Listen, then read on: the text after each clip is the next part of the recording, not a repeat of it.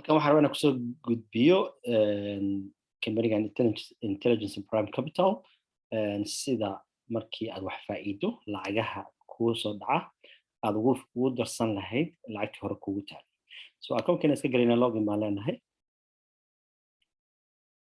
dabcan account-kaaga ayaad ku jirtaa. haddaad mobile phone haysato madaxaas agtiisa ayaa saddexda xariijimood ay taalaa, halkaas ay taalaa, laakiin hadda hal dhinacaan ay taalaa. markaasoo saddexda aad klik siiso information fiican baa kuu soo baxaya. transaction ayaan tegaynaa. tusaale ahaan hadda lacag baa account-kayga igu soo dhacday 1800 weegan. maanta waa maalinkii paymentiga, waa axad, waa axad weeye, waa 29 bisha January.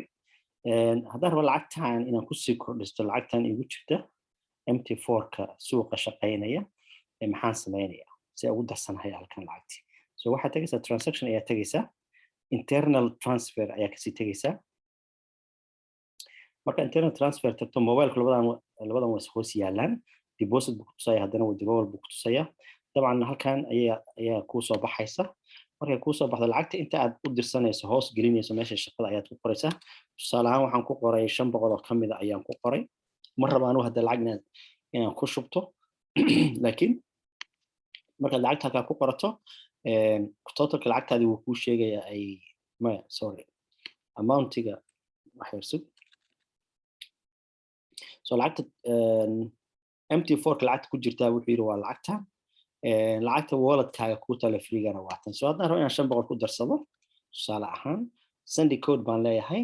codekaas markuu emailka igu soo dhaco ayaan codekii halkan gelinayaa.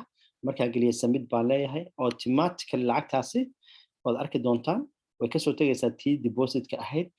waxay kuu soo gelaysaa MT4-kaaga oo meesha shaqada ka socotay ayay kuu soo gelaysaa. marka aad baa umahadsantihiin walaalaha qaaliga. hal mar haddaan dib ugu noqdo halkaanay kasoo tegaysaa. marka intaad samaysaan kanay soo gelaysaa lacagtaas. marka meesha shaqada ayay kuu gashay. waana mahadsantihiin dhammaantiin.